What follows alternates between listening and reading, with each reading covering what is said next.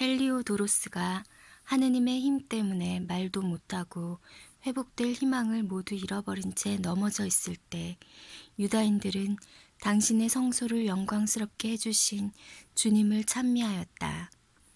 그리하여 조금 전까지만 해도 공포와 혼란으로 가득하였던 성전은 전능하신 주님의 현현 덕분에 기쁨과 즐거움으로 가득 차게 되었다. 그러자 헬리오도로스의 동료 몇이 급히 오니아스에게 가서 거의 마지막 숨을 넘기며 죽어가는 그의 모습을 살려주시도록 지극히 높으신 분께 간청하여 달라고 부탁하였다.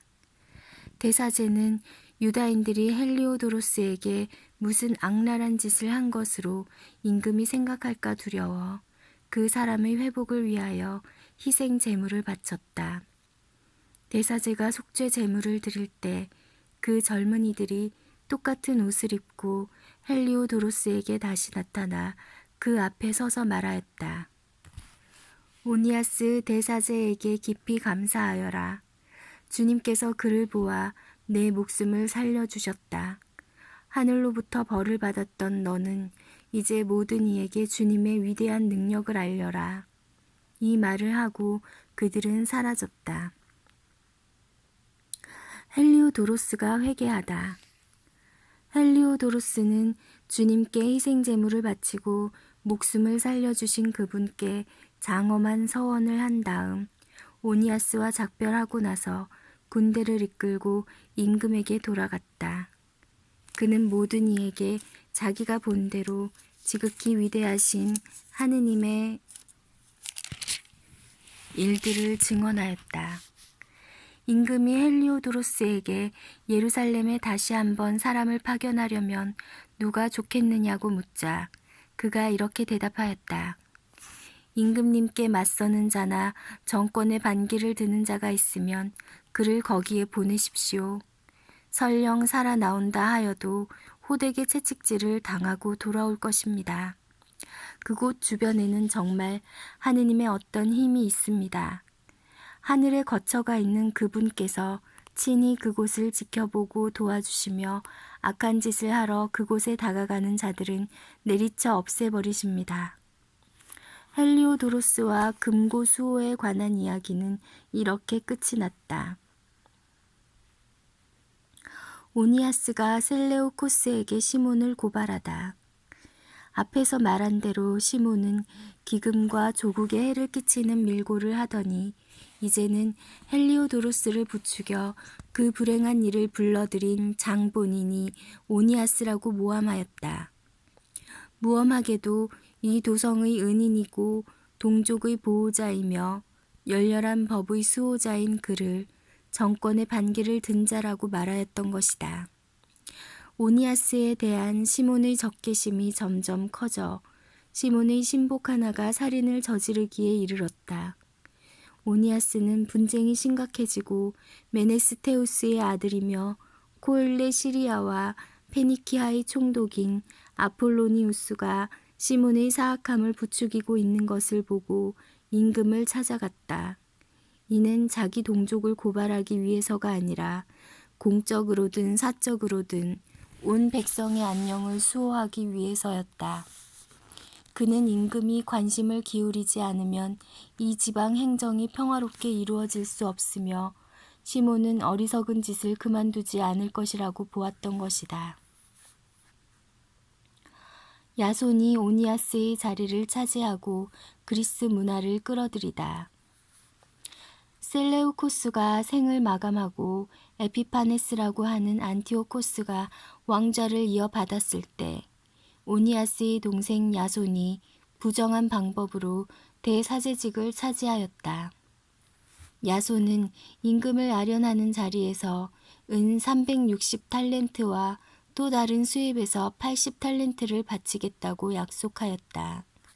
그것에 덧붙여 자기의 권한으로 체육관과 청년 학교를 설립하고 예루살렘 주민들을 안티오키아 시민으로 등록하도록 임금이 승낙해 준다면 150탈렌트를 더 바치겠다고 언약하였다.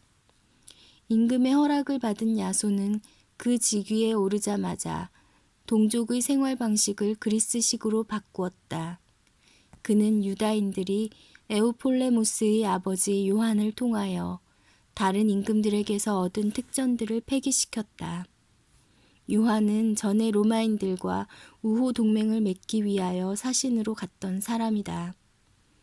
야손은 법에 맞는 생활 양식을 없애버리고 법에 어긋나는 새 관습들을 끌어들였다. 그는 신이 나서 성체 바로 밑에 체육관을 세우고 가장 뛰어난 청년들에게 그리스식 모자를 쓰게 하였다. 이렇게 사악한 사이비 대사제 야손의 극심한 폐륜으로 그리스화와 이국 풍습의 도입이 극에 달하였다. 그리하여 사제들은 제단에서 봉사하는 일에 열성이 없어져 성전을 경시하고 희생 제물 바치는 일을 소홀히 하였다. 징이 울리기가 바쁘게 그들은 레슬링 경기장으로 달려가 법에 어긋나는 경기에 참여하였다.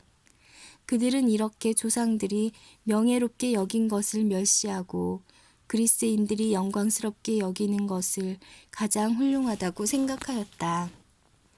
바로 그 때문에 무서운 재앙이 그들에게 닥쳤다. 그들이 그리스인들의 생활 풍습을 열심히 따르고 모든 면에서 저들과 같아지려 하였지만 그리스인들은 그들을 적대시하고 억압하였던 것이다. 사실 하느님의 법을 무시하는 것은 가벼운 일이 아니다. 다음 시대가 그 사실을 밝혀줄 것이다.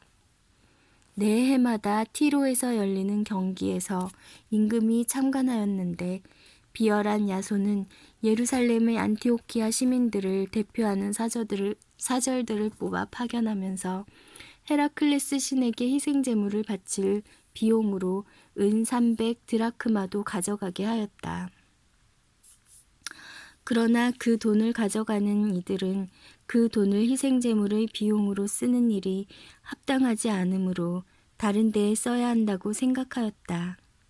그리하여 그 돈을 보낸 자는 헤라클레스 신에게 희생제물을 바치는 데에 쓰라고 하였지만 그것을 가져가는 이들의 결정에 따라 3단 노를 갖춘 군선을 만드는 데에 사용되었다. 메네스테우스의 아들 아폴로니우스가 필로메토르 임금의 즉위식에 참석하도록 이집트로 파견되었을 때 안티오코스는 필로메토르가 자기의 정권에 적대감을 품고 있다는 말을 듣고 자기 안전을 위한 조치를 취하였다. 그리하여 야포에 갔다가 예루살렘으로 올라왔다. 그는 야손과 이 도성 주민들이 횃불과 환성으로 성대하게 환영하는 가운데 이곳으로 들어왔다. 그러고 나서 그는 군대를 이끌고 페니키아로 진군하였다. 메넬라우스가 대사제가 되다. 세 해 뒤에 야손은 앞에서 말한 시몬의 동생 메넬라우스를 보내어 임금에게 돈을 가져가고 몇 가지 필요한 일에 관하여 결정을 받아오게 하였다. 그런데 메넬라우스는 임금에게 인도되자 자신을 권위 있는 것처럼 내세우고 야손보다 은 300탈렌트를 더 바쳐 대사제직을 확보하였다. 그는 어명을 받고 돌아왔지만 대사제직을 맡을 자격이 없는 자였다. 잔인한 폭군의 기질과 사나운 야수처럼 포악한 성격을 지니고 있었던 것이다. 그리하여 친동기마저 몰아낸 야손은 자기도 다른 사람에게 몰려서 도망자가 되어 암몬 지방으로 쫓겨가게 되었다. 메넬라우스는 대사제직을 차지하고 있으면서도 임금에게 약속한 돈을 제대로 바치지 않았다. 그래서 성체의 장수인 소스트라토스가 그 돈을 바치라고 독촉하였다. 세금을 거두어 들이는 것이 그의 책임이었던 것이다. 두 사람은 그 사건 때문에 임금에게 불려갔다. 그래서 메넬라우스는 자기 동기 리시마코스를 대사제 대리로 앉히고 소스트라토스는 키프로스 군을 통솔하는 크라테스를 대리로 앉혔다.